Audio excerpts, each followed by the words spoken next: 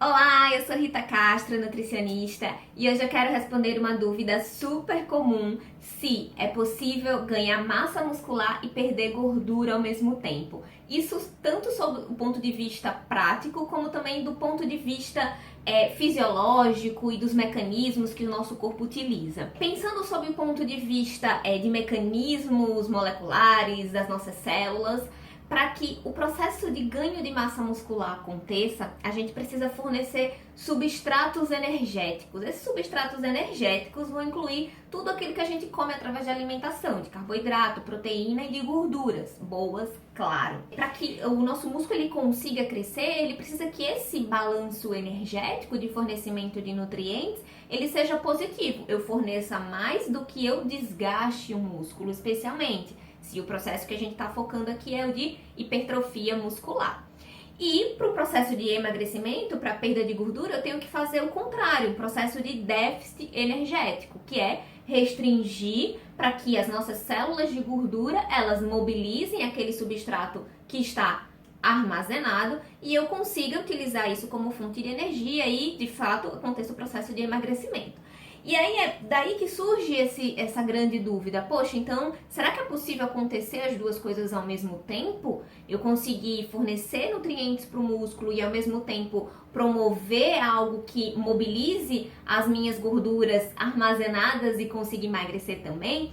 Normalmente essa pergunta ela é feita naqueles indivíduos que não estão com tanto excesso de peso assim, mas que têm um acúmulo de gordura corporal, especialmente na região abdominal, e aí isso incomoda bastante e a pessoa fica, poxa, será que então que eu vou fornecer, comer bastante para hipertrofiar e depois definir? Ou se eu vou primeiro definir, secar, para depois pensar no processo de hipertrofia e comer mais e conseguir ganhar músculo? Então, essa pergunta, várias pesquisas já foram feitas nesse aspecto e hoje a gente sabe que é possível sim, tanto sob o ponto de vista prático, como também em termos de mecanismos desses das células, tanto do músculo como também da gordura. E uma pesquisa muito interessante que foi feita em 2016, no início de 2016, justamente tentou criar uma estratégia que isso fosse possível, desde que esteja tudo muito bem alinhado entre o tipo de treino com a estratégia nutricional.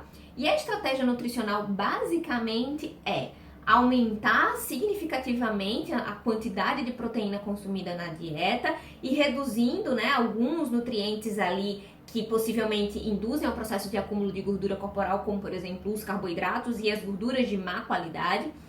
Então é possível sim. Nesse estudo aqui, que eu vou colocar aqui na telinha para vocês, depois quem quiser se aprofundar no assunto, eles compararam as estratégias da seguinte forma. Alguns indivíduos consumiram 1,2 gramas de proteína por quilo de peso, comparado com 2,4 gramas de proteína por quilo de peso corporal. E fizeram uma restrição calórica nesses indivíduos. Se você tem dúvida em relação a esse cálculo de proteína que a gente faz, eu tenho um vídeo aqui que eu vou colocar na descrição do vídeo e vai aparecer em algum lugar aqui na telinha também para vocês clicarem, que eu falo exatamente como que é feito esse cálculo de proteína na dieta. Bom, e essa concentração a mais de 2,4 gramas por quilo de peso, associado com uma restrição calórica, né, eles reduziram em 40% a necessidade calórica dos indivíduos e ainda submeteram essas pessoas a um protocolo de treinamento bastante intensificado, que incluiu 6 vezes por semana. E o protocolo de treino, eles conseguiram perder gordura, conseguiram ganhar massa muscular quando foram comparados com os indivíduos que consumiram apenas 1,2 gramas por quilo de peso corporal. Ou seja, a mensagem é possível sim, desde que você aumente a concentração de proteína na dieta, faça a restrição calórica, especialmente da quantidade de carboidrato, do tipo de carboidrato, então a qualidade dos nutrientes vão importar muito nesse aspecto, né? A utilização de gorduras boas, a utilização dos carboidratos em momentos muito específicos, para que a gente consiga fazer esse estímulo. E aí a gente consegue exatamente isso em termos de pegar o músculo e fazer com que ele utilize essa sobra que está armazenada no nosso tecido adiposo para a utilização, né, para o processo de hipertrofia muscular, bem como mobilizar essas células de gordura a liberar essa gordura armazenada. E aí tem alguns estudos bem interessantes aqui o processo de emagrecimento, de perda de gordura corporal, requer uma mobilização muito específica desse processo, né? De a gente conseguir pegar essa célula de gordura, tirar essa gordura que está armazenada, e essa gordura armazenada, né? Esses ácidos graxos, eu já falei um pouco sobre isso também em outros vídeos, eles vão também, eles podem fornecer essa energia para o músculo, né? E aí, o que isso vai acontecer? O nosso músculo, ele tem que estar num processo anabólico, por isso que o processo de treinamento ele é muito importante para que isso aconteça de fato, e uma estrutura da célula muscular que vai ser muito importante nesse aspecto vai ser as mitocôndrias. As mitocôndrias são essas que vão utilizar as gorduras como fonte de energia. E aí, quanto mais músculo eu tenho, mais eu vou estimular também o processo de mitocôndrias dentro do meu músculo, né? E o próprio exercício também vai fazer com que isso aconteça, a própria restrição de alguns substratos vai fazer que a gente tenha mais mitocôndrias no nosso músculo. E a utilização de algumas estratégias, né? A utilização de coenzima Q10, ácido lipóico, bem como outras estratégias que a gente tem que avaliar bastante individualmente, né? Cada caso. Mas de uma forma geral, essa mobilização de gordura ela requer mecanismos também muito refinados do corpo. E um estudo que também vou colocar aqui na telinha, que foi feito em 2016 também, eles compararam, né, justamente essa característica da célula adiposa que faz com que isso seja mais fácil, né, esse processo de mobilização de gordura, essa perda de gordura aconteça e que alguns indivíduos não reganhem esse peso perdido, porque é muito comum acontecer. Você tem todo um processo de mobilizar essa gordura que foi perdida e facilmente, dependendo do como que isso foi feito, reganhar toda essa gordura que foi perdida. Especialmente aquelas que mais incomodam em termos de acúmulo de gordura abdominal, por exemplo. E nessa pesquisa foi bem interessante porque isso requer alterações na expressão de vários genes e quando isso é feito de forma inadequada, por exemplo, quando você não consome antioxidantes, quando não consome fitoquímicos que estimulem a capacidade antioxidante da célula adiposa, isso pode ter uma consequência muito maléfica no sentido de reganhar de novo. Ou até mesmo de promover um estresse oxidativo, que é basicamente você produzir muitos radicais livres, o nosso corpo não ter a capacidade de neutralizar esses radicais livres e isso gerar danos para a célula. E isso vai ser um desastre.